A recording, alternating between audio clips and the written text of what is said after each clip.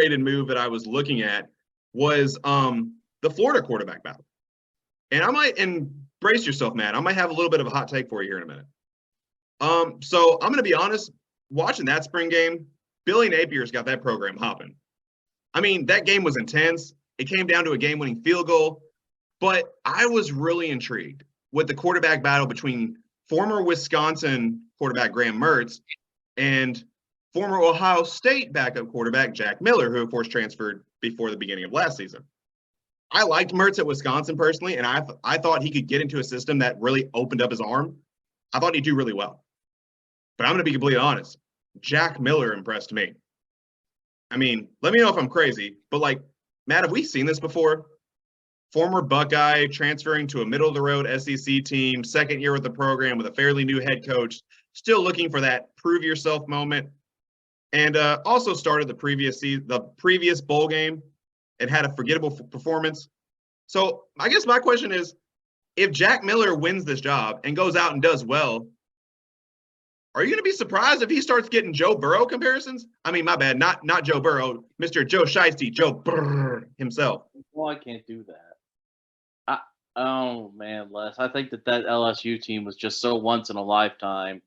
The narrative will be dissimilar, but the results will not be the same. He could be really good. He could ball out, but nobody is going to be as good as that 2019 LSU offense. Unless Justin Jefferson clones himself and sends himself to Florida, which I don't think is possible, but if it is, that would be great. Unless that happens, I don't really think so. I mean, I think he can have a good year. I think he can have a great year, but we're talking about one of the definitive seasons, moments, personalities, etc. in college football history, especially in recent memory. So I'm a little hesitant to say that, but will it be played up to be good as a college game day pregame narrative thing where they interview him and the sad music plays and we're like, where's Tom Rinaldi? Yes, it will be like that. But I just can't see anybody toppling that 2019 LSU offense this quickly. So I think you're right, though. I think he does have the potential to be something very special. But at the same time, I'm not going to totally put all the chips in the middle of the table just yet. Not just yet. Well, I feel like that would be a little fair to it. I'm just saying, we've seen this narrative before. If he does well, the comparison is going to be made. No, it's completely unfair to actually say Jack Miller is going to be Joe Burrow. There was only one Joe Burrow. I mean, Joe Burrow had the greatest season in college football history.